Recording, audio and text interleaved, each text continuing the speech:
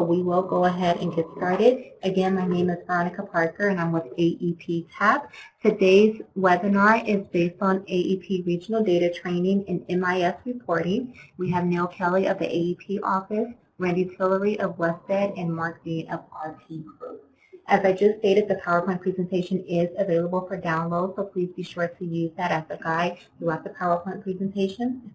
Throughout the webinar, excuse me. The webinar is being recorded and will be available on the California Adult Education website later on this afternoon, and I'll be sure to post the URL in the chat pod so that everyone knows where it's located in case you need to come back to view the webinar or you would like to pass the information on to colleagues who were unable to attend at this time.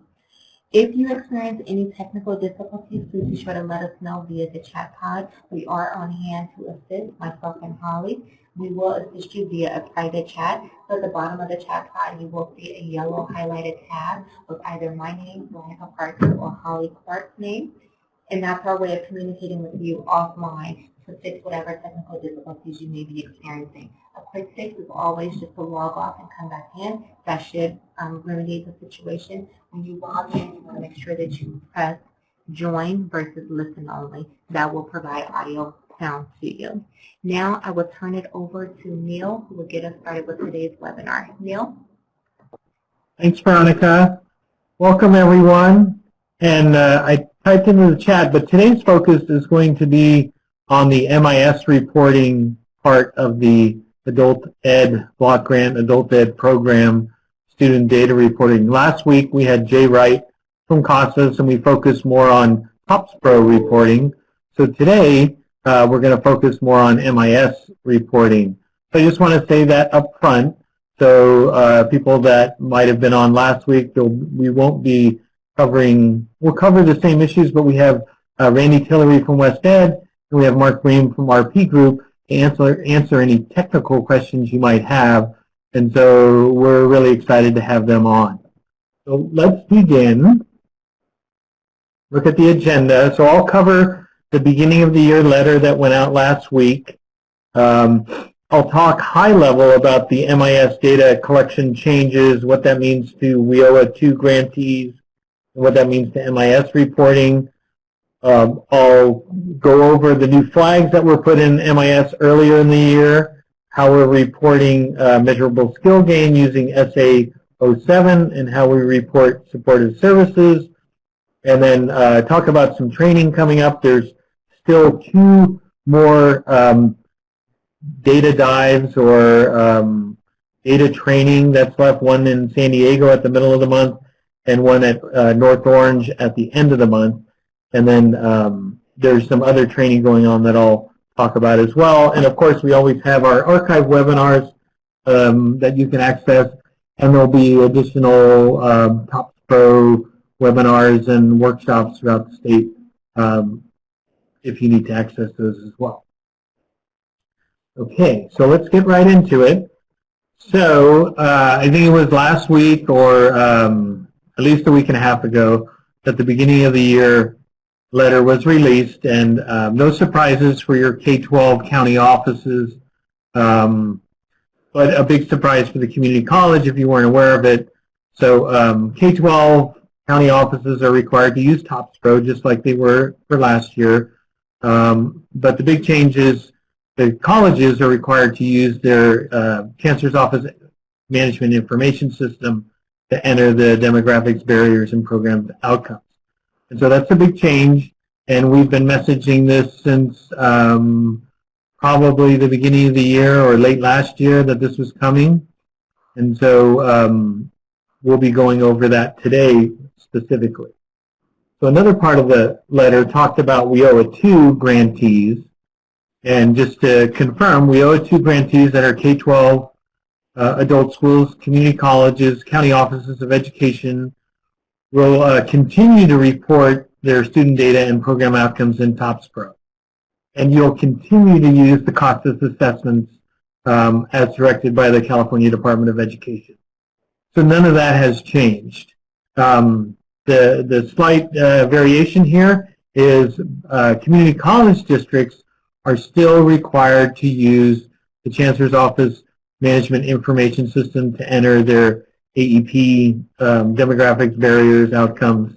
That data still includes those WIOA 2 student data and outcomes. We'll cover that in a little bit. So the big change this year, if you're a WIOA 2 grantee, you have to report into Topz Pro as well as into your MIS system. And we'll do kind of a deeper dive with Randy and Mark in a little bit. So I just wanted to get that out there. If people hadn't heard that, just covering that was in the letter. And so people ask, why are we collecting data in MIS? And if you do have questions, feel free to use the chat. And if it's specific in nature or technical in nature, we do have Mark and Randy available to explain and do a little more technical response than I would be able to. So here's why we've moved over to MIS for the adult ed reporting. There's reporting requirements for community colleges. These are all part of the Vision for Success.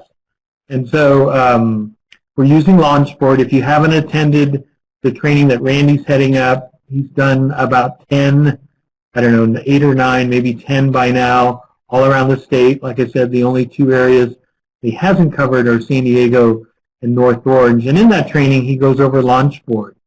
And the Launchboard is allowing us to display all that adult ed data. It allows us to do the data matching. It also allows us to display the new student success metrics on the dashboard that were originally called Simplified Metrics, now called Student Success. They only grab that from the MIS side of the house. And so that's the critical piece. If it's not in MIS, they can't grab that for your student success dashboard if you're a college. It doesn't really pertain to the K-12 adult schools or the county offices, but it is critical for the community colleges to have all that data in MIS. And so the last part of this is colleges should collect and maintain complete student records, including all data elements required by the Chancellor's Office in their MIS system, regardless of whether they're reporting requirements they may have to other funding, whether that's WIOA 2, Perkins, or a grant, or something else outside of the college system. You're still required to report, just like you do other coursework. We're going to be pulling that non-credit student information from MIS, just like it's a regular program. So let's move along. In case anybody has any questions, feel free to use the tab. And when I get to the technical part, I will kind of turn it over to Mark and Randy, but I'm just covering the high-level stuff. So for those of you who use Topz Pro, if you're a WIOA 2 grantee or if you're a K-12 or county office, nothing's changed there. The reporting or submission dates are still on the quarter and at the end of the year as listed there. There was one due last week or this week on the Wednesday, the 31st, and every quarter after that. So that hasn't changed. That's the same process. You still, if you're doing a third-party attendance software, you still have to export that into Topz Pro and go through that process. You still have to email in a PDF data integrity report. So that's the extra step you have to take if you're using Topz Pro. Even though the data is submitted electronically, you still have to follow up with the email of the data integrity file. So all that is the same. That's what we've been doing using Topz Pro, so none of that has changed, just a reminder. And so let's move over to MIS deadlines. And so when we're talking about MIS deadlines, they're not the same as the Topz Pro deadlines because you're using your same community college MIS system.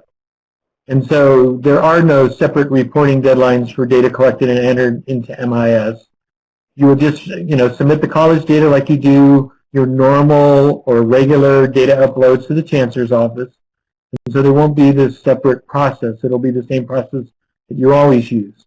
MIS reporting deadlines for non-credit student data are part of the enrollment and registration process for all non-credit students. So your mainstreamed adult ed is the same thing as your non-credit.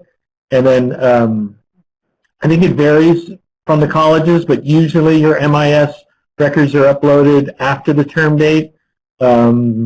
maybe 30 days or so when that term date ends. But because it varies from the colleges of when they offer courses and, this term and that term, I would check with your college to see when the actual submission dates are, because they might vary depending on how your college offers coursework. Okay, so I'm going to pause there because we're going into tips, but we do have a quick question here. And it's from Karen. There are two different DIR reports, AEP DIR and NRS DIR. Please clarify which goes where. So if you're a WIOA 2 grantee, and I see Jay Wright's on the, no, it's Jan Wright, not Jay Wright. So maybe Jay's not on the call. I'm going to try to answer for him. But Karen, this is more of a CASAS question. So if it's a DIR report and you're non-WIOA, then you'd just be responsible to do the AEP DIR. If you're a if you're a WIOA 2 grantee and you get adult ed funds, then it seems like you would have to do both, because the AEP program is larger than the NRS program. NRS only covers ESL, ABE, ASE, and so you'd be limited. But I would check with CASAS just to verify that, but I think you would have to do both. Okay, so here's some tips that Randy gave me as far as data collection for colleges. The best thing you can do is review and validate your data as you would for any other student, and work with your research department or your IT department for the best way to review your data. You can work closely with IT or research on questions about data entry, data validation, or cleanup prior to submission to the Chancellor's office. There should be an existing process at your college, and so I would just contact your research or IT departments to find out what that process is. Make sure your new data elements, and we'll be covering that on the slide in just a little bit, are in your local system to ensure MIS reporting is aligned with the adult ed program data elements. So, a couple of more tips. Every college has its own timeline for when they pull their data from their local system and prepare it for submission to the Chancellor's office. So that's another reason why you should communicate with your research or IT department to find out what those internal deadlines are for uploading or updating data for submission. And because, as I said before, there's variation in submission by institutions, we recommend that practitioners review and update their data at the end of every term to ensure the uploads are complete. So those are the tips. Now we're going to get into kind of some of the nuts and bolts. And so let's talk about those new flags. So we had a webinar on March 22nd. Chancellor's Office released a memo on March 2nd that's on the website that you can reference. But these are those flags. And I'm going to ask Randy or Mark, do you have any comments or specific information regarding those flags and what they should be doing if they don't realize they have those flags uploaded in their local system?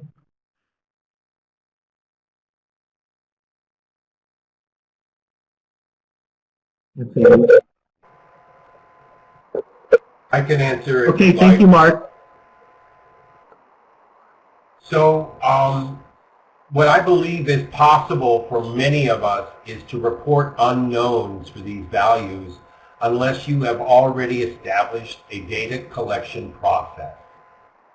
And so for those of us working with adult education, there's very likely an interview or intake process where you could easily work in questions around barriers to employment, and you're likely to be able to find your IT or research office willing to work with you to make sure that those data are collected in your system.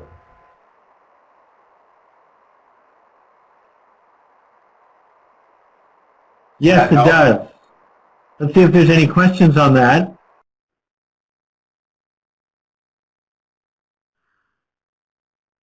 If not, we're going to move on to the next slide.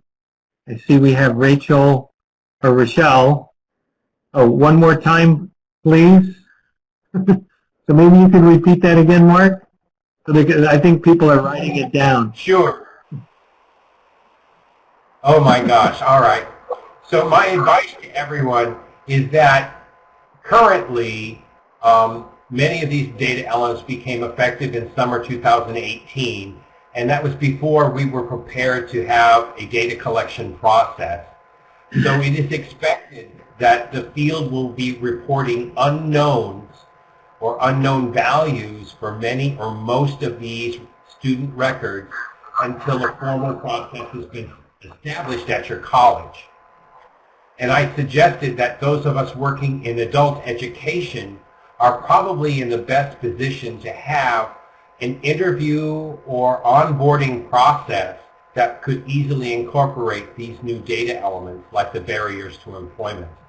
And so if you're working with adult ed and you've got an idea of how to collect these data, be sure they get reported in the system that you're working with. For example, if you're working with MIS, talk to your college research or IT department and say, well, we want to report these values for the adult education participants. And maybe not worry so much about collecting them for all credit students right now. Right. Neil, this is Randy. Yeah, Can you hear me? go ahead, Randy. So, something else, all four of these types of data elements are student flags. So this is one of the reasons that we highly recommend that you go through before the end of the term and be sure that the processes for actually putting these into your MIS system, that you've actually kind of put them in, because they will not populate automatically based on course enrollment. So there's no course flag for pre-apprenticeship status. It's based on the student status. So you identify the student, then someone has to go in and flag them. You're going to have to think about, in addition to the interview for how you collect it, you're going to need to think about the local processes for who's responsible for being sure that the information is actually entered for the appropriate students. Okay, great. We're getting a few questions that are ahead on the flag. So Marina and Emma, I'm going to wait till we get to that slide. And Kim as well, because they're talking about student advancement and assessment and things like that. We're not there yet. So let's move along. Veronica, they say our audio is muffled at times. Are you hearing that okay, Veronica? Yeah, I'm hearing okay, but when two presenters come on to speak at the same time, that's where the muffling comes. So if everyone who's not speaking can mute themselves, and then wait 5 seconds before you unmute to start speaking. That's okay. All right. So moving along. All right. So this is where some of these questions are coming from, and I'm just going to go over it, and then I'll turn it over to Mark and Randy, and we have 3 pending questions on this. So, so for MIS reporting or MSG, measurable skill gain reported in MIS, the Chancellor's Office has created a new student data element, SA07. So SA07 allows the colleges to identify the educational functioning level of the student. When we mean educational functioning level, that's familiar to your WIO2 grantees. That's the federal educational functioning levels that all the states use if they're running a WIO2 literacy program.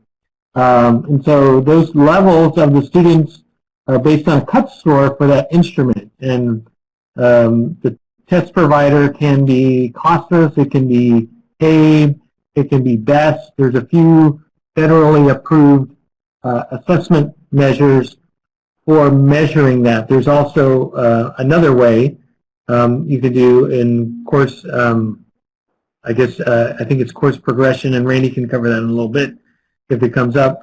Also, the SA07 should be entered for the student upon their initial assessment and every time the student is reassessed using that same instrument.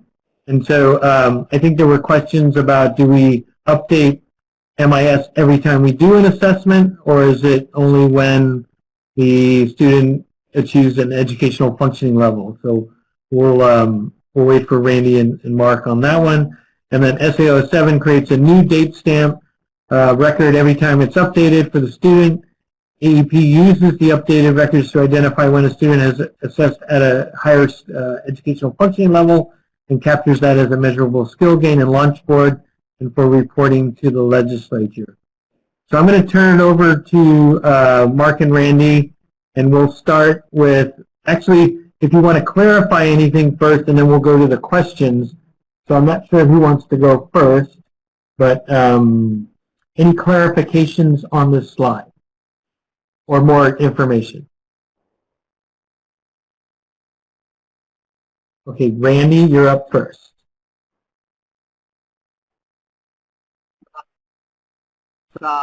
Links that come up in the chat box, and so just to clarify, the assessment instruments are the federally approved assessments under the National Reporting System. Neil, I know you said this, but I'm just sort of re-emphasizing it.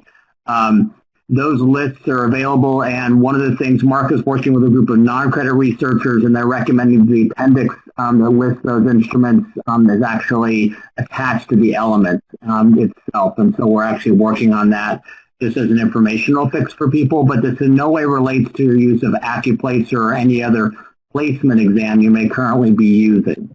If you're WIOA funded too, you're already doing pre and post testing, so you know how that works. We have a specific webinar we did in September where we discussed student progress and went over some of these issues in a little more detail, so just be aware of that as well.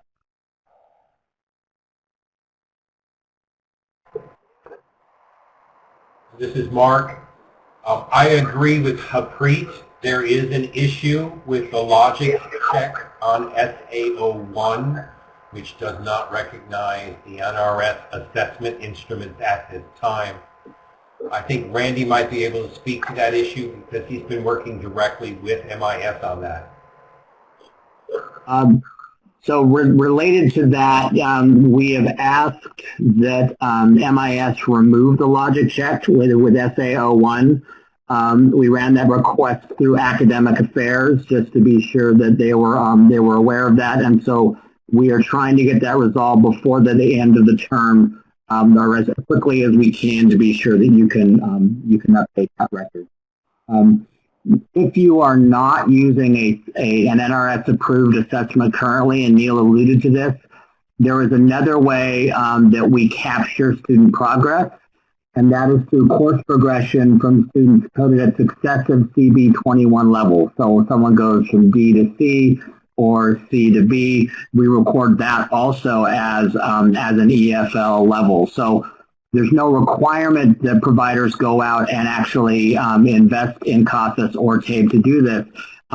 If you want to be able to compare EFL attainment oftentimes directly at a local level with your WIOA Title II adult schools, we would recommend you look at CASAS for that because it does allow that comparability, but you're not actually required to do so, and there are other ways in which we capture it. However, an issue has come up in trainings where non-credit programs have, say, adult high school courses that they are not using CB21 codes for, and so we would not capture EFL attainment for those students, nor would we actually even capture them as adult secondary education students because we use CB21 codes to capture whether someone's adult basic or adult secondary education.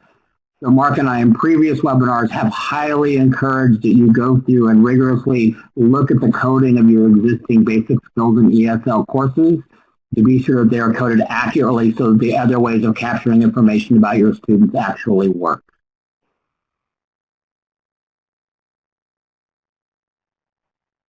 Okay, thank you, Randy. I was wondering, so we had one question from Marina, and it might be getting ahead of ourselves, but I didn't want the chat to swallow her up and we'd lose it. So her question is, so we enter data in CASAS and it's imported into MIS. Who wants to respond to that question? That is incorrect.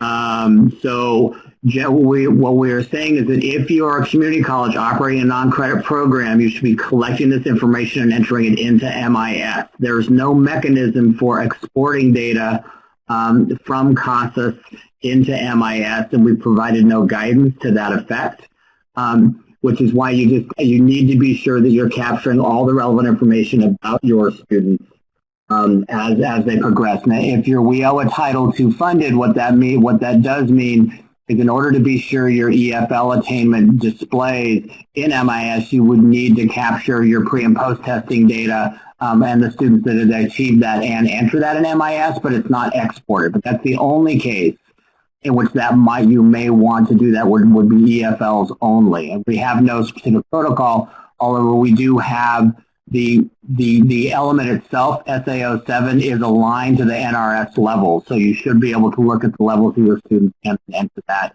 And perhaps you can design some local extract and import process for that. I actually don't know that. I don't work with the ERP systems directly myself.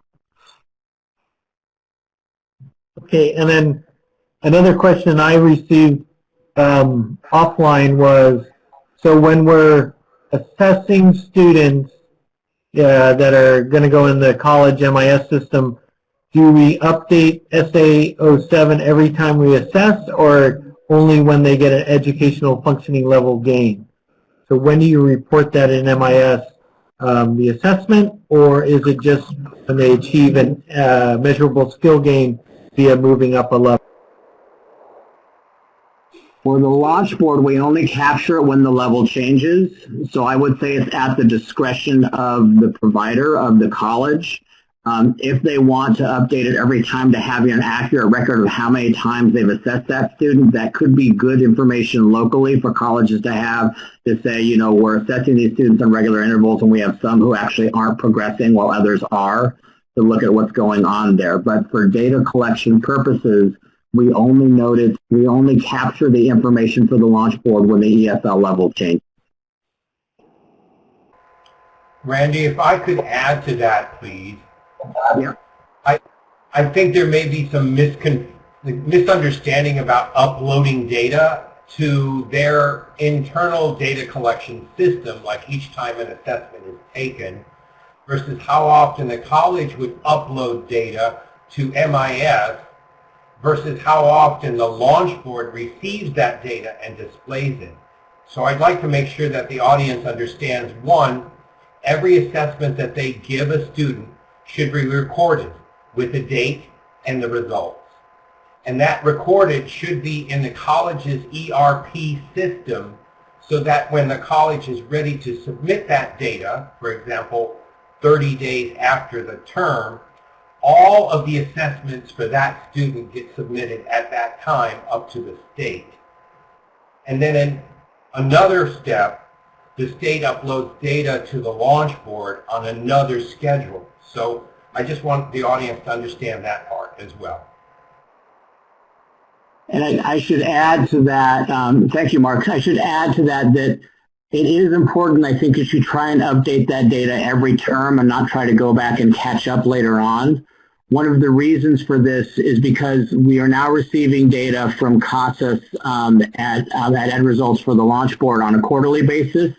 We may move this year to be doing a second build every year, so the data could get refreshed as often as twice. And so that would allow us, if we did another build in the spring for the launch board, to capture anything you enter for fall term. If you waited until spring term to update student information, we wouldn't capture it then until really your end of year report.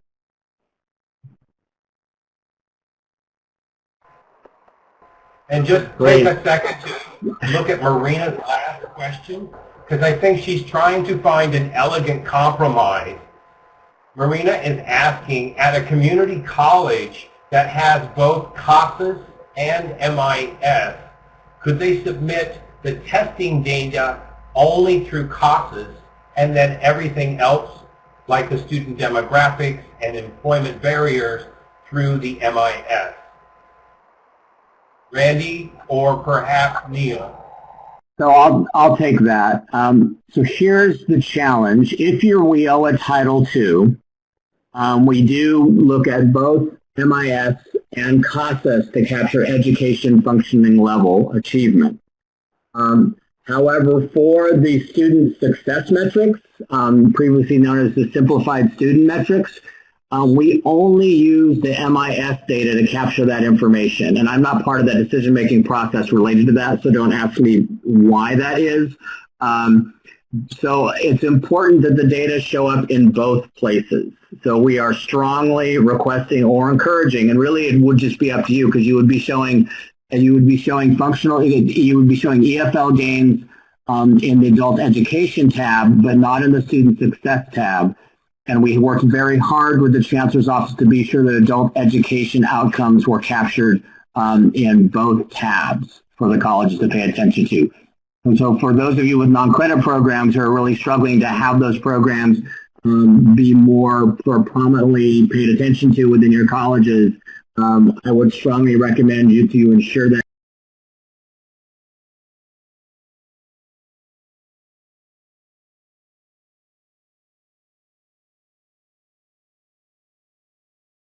data shows up in MIS as well as Topz. Thank you both. Very informative, and I'm sure we'll circle back on this during the presentation. Kim did have a question about multiple measures, which I think Randy answered with skills progression. So Kim, if you had a follow-up question, feel free to ask us, but I think Randy covered that. And then Harpreet's question, so does that mean that SAO1 value for unknown and other needs to be created by MAS so those records can be submitted? I don't know, Mark, did we responded to her first question, but I don't know if we responded to Harpreet's question. No, that is still being decided on how to accommodate it. One option could be that the reference check is lifted. The other would be exactly what you propose, is to create an unknown value that would accept the NRS test. But we're still waiting for a response from the MIS department.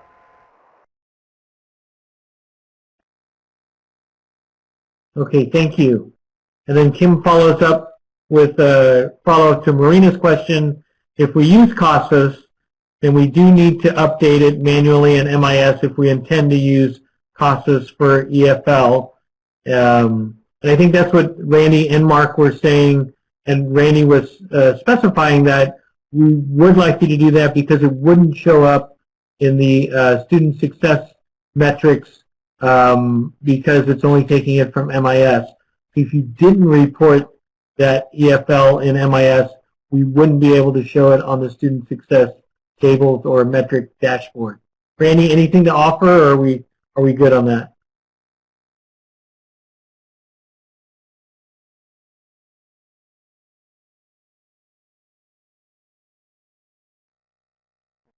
I would assume that Randy is good, or unless something happened to Randy. Can you hear me? Yeah. So, yeah, no, Neil, your response was correct.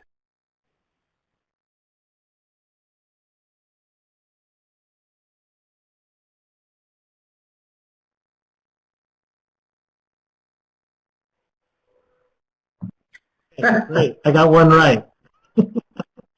Okay, so this slide is kind of covering what Randy just and Mark talked about.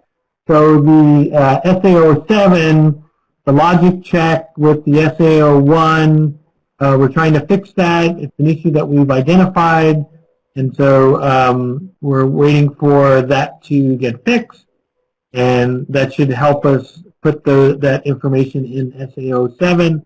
It wouldn't prevent you from trying to say what assessment instrument you used in SAO1 because we're tracking student progress. This isn't about placement. So I want to see if anybody has any clarifying questions. I know we did get a little confusion when people were thinking they wanted to use the CASAS test for placement, and CASAS only has 2 approved tests for community college placement. They're not a placement exam, and so we usually use CASAS or the other federally approved assessments for student progress. And that's what WIOA 2 is all about, is measuring those EFLs and measurable skill gains in those EFLs for student progress. So you got to be careful when you're looking at assessment. You can follow the multiple measures process, but they're not going to be adding any additional assessments to the approved assessment list. So be careful on that and make sure you're following, the assessment guidelines and the multiple measures guidelines. It's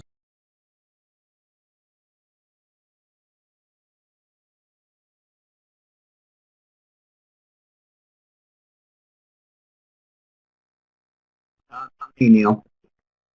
Go ahead. No, I don't have anything else to say about that. Okay, so Randy, maybe you can handle this question. In absence of AccuPlacer, how else would an EFL be measured? And I think, so we're talking about student progress here, Emma. We're not talking about student placement. So I'm not too familiar with AccuPlacer, but maybe Randy, you could kind of explain maybe a response there. So first, I do not know whether or not AccuPlacer is an NRS approved assessment for measuring student progress or not. But you would, if you would need to use CASAS or one of the other federally approved assessments to measure educational functioning level attainment. And it's a pretty beefy list of assessments. I can tell you the CASAS and TABE are the two biggest. Emma, if you're trying to align with, I know, the multitude of adult schools that you work with in your region, I would strongly recommend you use CASAS for that. But AccuPlacer would not suffice for that unless they are NRS approved. Okay. And then Mark said you can also use, like Randy said before, the skills progression by enrollment in courses with higher levels of CB21. So just about 10, 15 minutes ago, Randy explained how skills progression could be used in addition to, so if you didn't use the federally approved assessment, you could always use course progression by watching the students move up the educational functioning levels as they're aligned to CB21. So that's kind of Mark's response there. And then Emma replies, but CASAS would be for non-credit programs. If we only have credit, then would only CB21 be used? So Emma, remember this is the adult ed program, and we're focused on adult education non-credit. And so if you're testing students for credit, I mean, you still have to follow the same Chancellor's Office guidelines. I'm just wondering why you would be reporting credit students in our MIS unless they came from the adult school and we're tracking their progression and their outcomes. But I'm a little confused with credit students in our program unless they have a tie back to non-credit or adult education at the adult school. Neil, related to that, we do not pull EFL attainment for the adult education tab for any students other than non-credit students. So it's really only, because we're reinforcing just what you're saying, we're really only looking at non-credit students in the EFL measure. And as a result of AB 705, all of the DevEd sequences for math and English related to credit will basically go away except for the existence of a single gateway course. So CB21 would not really work in that instance as well. There's a rewrite of CB21 going on currently, and so we're waiting for the outcome of that. However, one of the likely outcomes of that process is that the CB21 levels, which will apply primarily to non-credit, will actually be much closer, if not the same as the EFL levels, rather than having the mismatch that we currently have. Okay, and Randy, I think Emma clarified her question. She's tracking adult students that are transitioning. So you wouldn't really need to track their EFL if they're transitioning. What you would need to track is that they're transitioned from adult school or non-credit to credit. And I think Randy said Launchboard would pick that up as we would have the data matching. We get the file from Topz Pro showing students at the adult schools or county offices, or and then if they show up on the MIS side in post-secondary and they're in credit, transfer level coursework, then we would be able to count that as a transition as well as other areas that we're counting as transitions. So that makes a lot more sense. Yes. If you're looking to track that. Okay, and then Kim is still a little confused, but I think you're on the right track, Kim. For non-credit programs, if you don't use CASAS, your EFL or your measurable skill gains can be tracked through course progression. And I think really that's the only option other than using the federally approved assessment. Is that correct, Randy? Yes. Okay. Thank you. All right, so we took care of those questions. We're moving right along. I'm feeling pretty good. So let's get to student supports.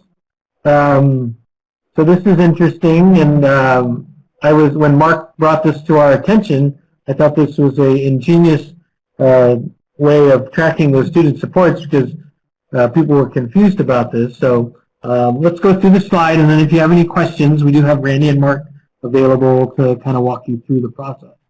So all colleges have the ability to create student records manually for students who do not enter the college through the regular application process. So for example, we have some colleges that go out to the adult school and do transition services, or it's a matriculation class getting the students ready to come over to the college, but they're still enrolled at the adult school, but you can track those services, and that's leading into the next bullet. There are specific data elements for non-credit student support activities in MIS that can be used to capture the work you're doing with the students for transition support, given those examples I just gave you. Talk to your research or IT and counseling department. That seems to be critical. Sometimes the counseling department would know how to do this because they've used this before in SSSP and other support programs, to identify the preferred process for your institution.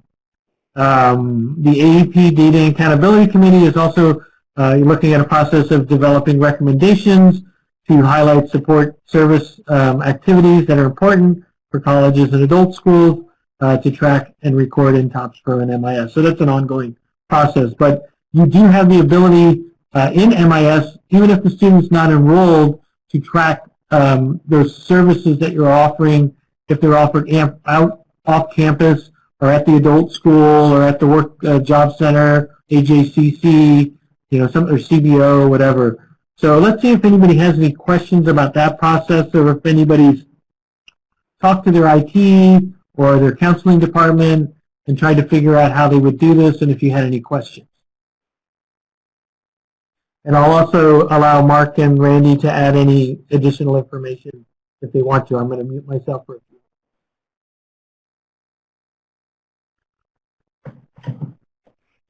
So this is Randy, and I'm working directly with the Data and Accountability Committee for AEP on this issue. The data elements we are looking at, recommending that you use to report these, or we're saying that where we're going to pull the data from, would be SS 16 through 20 under the student success data elements. Now this is not guidance or specific recommendation. I'm just letting you know that that is probably what we're going to key in on for MIS reporting for student services and support. One of the issues that colleges have identified is many colleges do not know how to create a student record to actually report those for students who have not enrolled fully in the college for courses yet. There are processes to do that, and many colleges have taken a different approach to that, and we're talking about actually finding some best practices for how people are getting that information into colleague or other sources for students who haven't enrolled into a course yet, or through CCC Apply. Okay, so John has a question for you, Randy. So his question is, can we track services a college student receives at the adult school and classes, correct? Maybe a clarifying statement on that? So there are one of the reasons we're looking very closely, at least on the MIS side, at SS 16 through 20, is that there are complementary data elements in Topz Pro Enterprise for pre-vocational kind of student services and support. I may be getting the language there wrong. And so, John, the intention would be that if you're an adult school, you would report those services for the student using those elements, which are not in the entry and update forms, but are in the software system that I know you are using for Topz Pro Enterprise reporting. And then we're going to provide a set of analogous definitions for the Topz Pro elements and for the MIS elements so that colleges and K-12 adult schools can report the services in a similar manner. And that would be whether the context of the service would be whether or not they enroll in a class. So you could report that you could basically, a student would become a reportable individual, and then you could report a service for them using those data elements. even if they're not in a class currently. And Mark added, as long as there's a common ID in your college system. So what is, I'm not a techie guy, so what does that mean by a common student ID, Randy? This would be a Mark question because he understands how the ERP systems function better than I do. I only mention that because sometimes the non-credit school at a large institution will have a separate data entry and maybe not use the same student IDs for their population. But as long as your student data system recognizes the same student in both the credit and non-credit world, then yeah, it makes sense that you could report across those two systems. But if you're using CASAS or Topz Pro Enterprise, you have to be sure that the student's social security number is used in order to guarantee a match between TE and MIS. And that's not always an option that you have. And so I think that some of the concern colleges have are whether or not their MIS system is capturing the non-credit student population. And I would think that's a conversation each college has to have locally. Just to piggyback on what Mark said, we actually do the match between TE and community colleges regardless of whether there's a social security number present. So, and we do get a high hit rate on that, but social security number is kind of the best guarantor of that. John, related to your question about whether you enroll the student in both schools or I guess report the student services metric in both schools, we haven't built this as a metric that will show up in the launch board yet, so there's a couple ways we could run at that. So one of which would be that you come to an agreement with your college about who's going to report that as a service.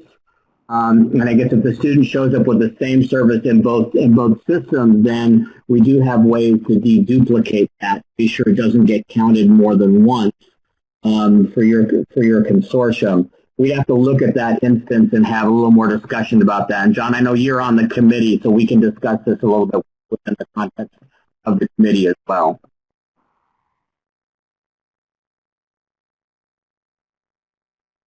A technical question from Harpreet is, do we submit this through our SS file? If so, will this impact my SSSP funding for non-credit?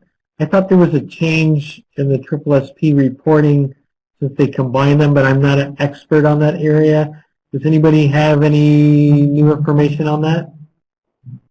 Looks like Mark has a reply there. Okay, great. And then Kim asked the interesting question. So, you know, claiming FTES and we owe it 2 payment points.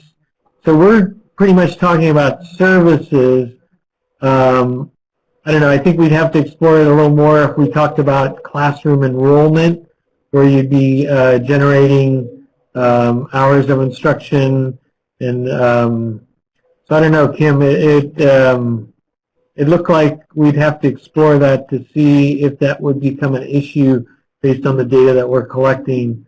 I don't know, Randy, you have any thoughts on that? I don't think we're at the point where it's going to, you know, tilt this in any way, but I'm not sure of the magnitude of how many people would be reporting services. Well, Kim's question seems to be more related to WIOA Title II payment points, and I don't know the idiosyncrasies of how CDE determines, you know, what the process is to be sure they don't pay twice for the same payment point for the same student. And so we'd have to look, Kim, at the specific kind of instance or case that you're discussing, and we could discuss that kind of offline, because that's something that could get, I'm just trying to understand the situation, but I don't want to chew up too much time here. So I would encourage you to get in touch with us offline to kind of explore this topic more.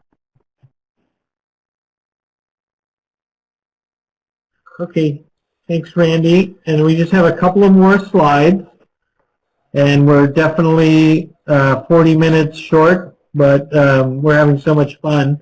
Let's continue.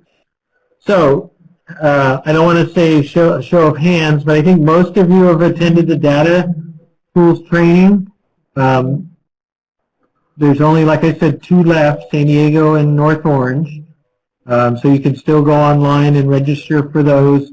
I think Randy, I want to say the San Diego one is November 15th and the North Orange one is November 29th. I don't know, I might be off.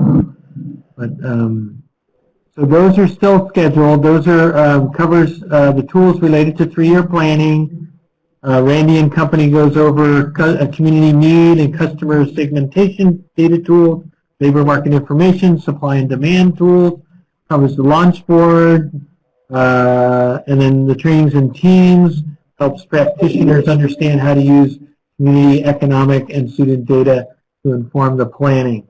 So I understand these trainings have been great, a lot of good feedback. People thought it was well worth the time and effort. Their teams really appreciate it. So if you get a chance, there's 2 more left. See if you can attend those. We do have openings, and Veronica has posted the registration right there. Thank you, Veronica. Randy, anything to add on the data tool training? I know you went through all of October, did a bunch of these. What's kind of the feedback? What are you seeing? Anything to share? People have been very excited to get, because just to be aware, it's a very much hands-on training. So in the community need and customer segmentation, people are actually using the American Community Survey and American Fact Finder data tools to look at data for their region. They look at regional mapping, sort of where concentrations of communities of need are. People really like being able to use the supply and demand tools and understanding how to use ONET to look at knowledge, skills, and abilities for various occupations they may be training for. And then people are very excited now to see their 2017-2018 launch board data. But one of the things to clarify for people is that, because I did have one consortium that sort of sent their data committee, not understanding that it's meant as much for practitioners. So it's good for faculty, it's good for counselors, it's good for program leads, because we want them to become informed about how to use data tools to inform how they want to prioritize delivering services. So it's not data in the sense that I actually don't discuss reporting at all in this training. It's really about data and planning.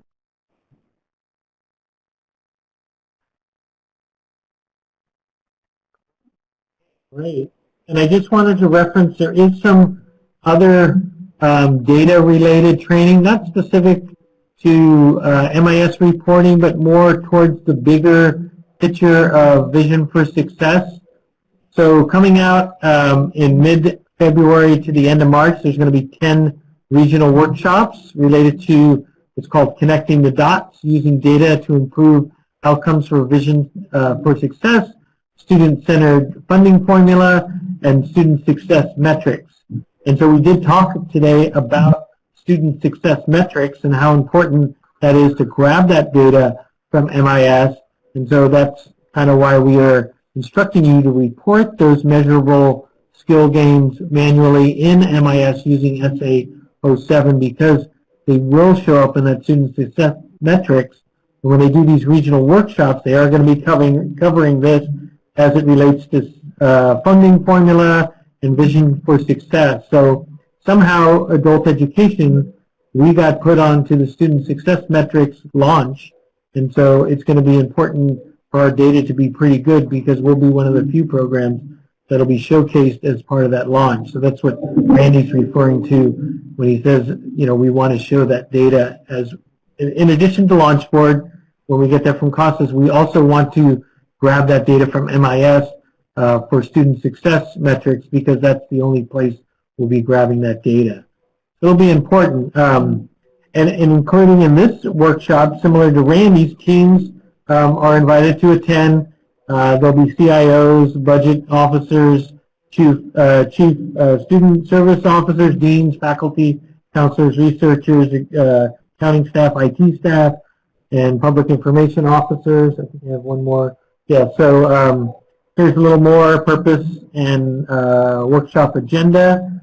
Those will be out soon from the IEPI or the Chancellor's Office. We'll be providing more information, so look for those.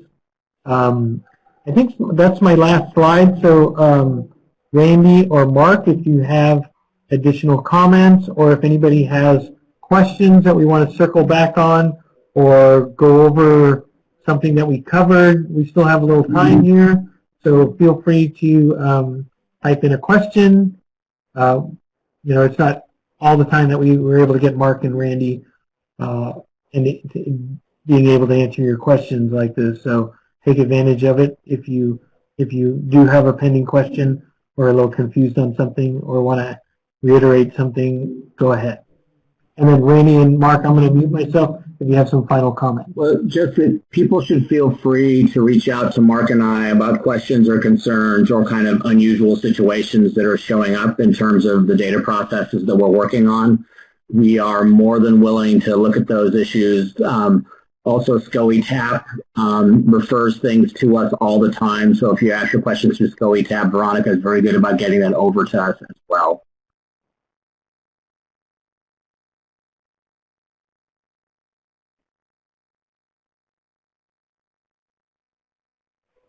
Okay. Veronica's going to talk, but I think Mark, did you want to add something? I just want to say thank you to you, Neil, and Veronica, our host. I appreciate all the questions from the audience, and I just want to say thank you for asking me to be a part of this as well.